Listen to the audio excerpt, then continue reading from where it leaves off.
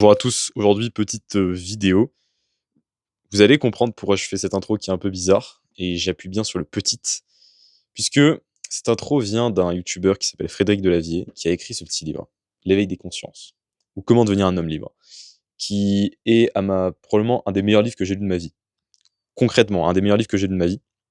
Donc je vous le recommande vivement. Et je voulais vous lire un petit extrait et ensuite compléter ce qu'il a dit, parce que je trouve que c'est le meilleur extrait en tout cas, un des meilleurs extraits que j'ai lu du livre, parce qu'il résume beaucoup ce qu'on peut voir sur les réseaux aujourd'hui et ce que les gens pauvres intellectuellement vont recracher constamment.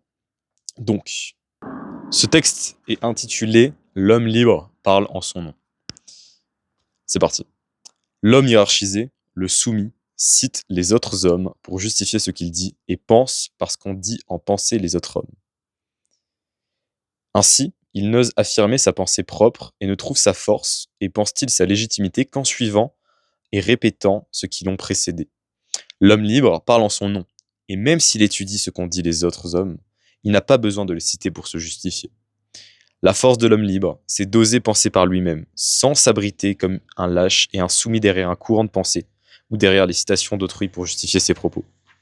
L'homme libre ose affronter le monde en disant ce qu'il pense vraiment, et en endossant la responsabilité de ses actes et de ses propos, risquant ainsi l'exclusion du groupe, mais sachant que par la liberté de son verbe, il pourra changer les hommes et améliorer le monde. L'homme libre a le courage de parler en son nom. Il n'attend pas des autres qu'on lui donne le droit et la légitimité de s'exprimer. La légitimité, il la prend pour faire briller la liberté et sauver le monde.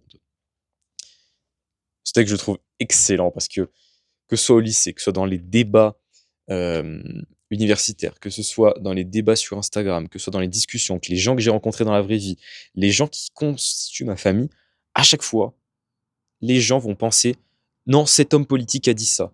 Ce philosophe a dit ça, donc je vois la vie comme ça. » Et c'est le type de personnes qui vont te dire « Tu suis quelle philosophie, toi ? Quel philosophe te correspond bien ?» Et le problème, c'est que ces gens-là, en fait, quand ils vont te...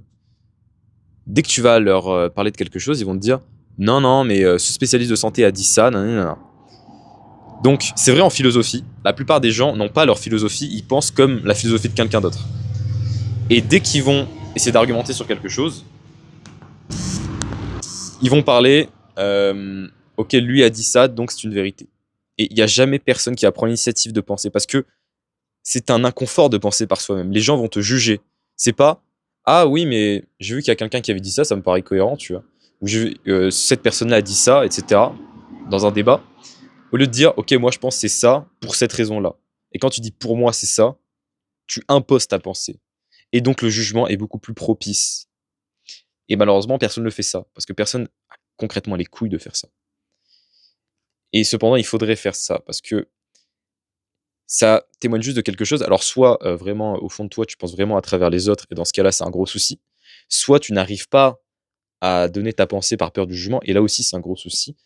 Parce que il faut juste que tu dises ce que tu penses. Si la personne ne t'aime pas en face de toi, tu t'en fous. Il faut, quand tu veux plaire à tout le monde, tu plais en réalité à personne. C'est pour ça que quand tu montres vraiment qui tu es, tu vas plaire à que un petit nombre de personnes, mais tu vas beaucoup plaire à ce petit nombre de personnes. Et toi, tu devrais faire pareil. Et c'est pareil pour la santé.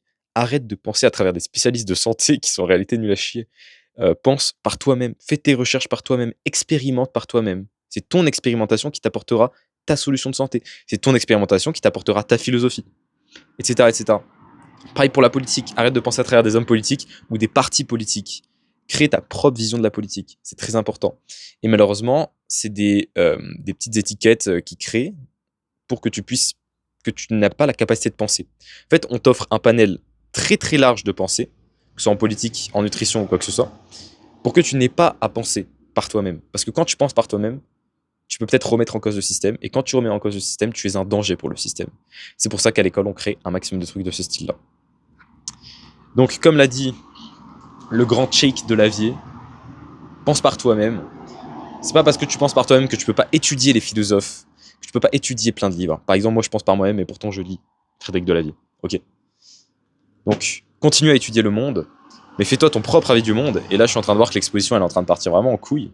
Truc de malade. C'est super blanc derrière alors que c'est juste le ciel bleu. Je sais pas pourquoi. Bon, bref. J'espère que tu as kiffé cette vidéo assez courte. Et sur ce, à demain.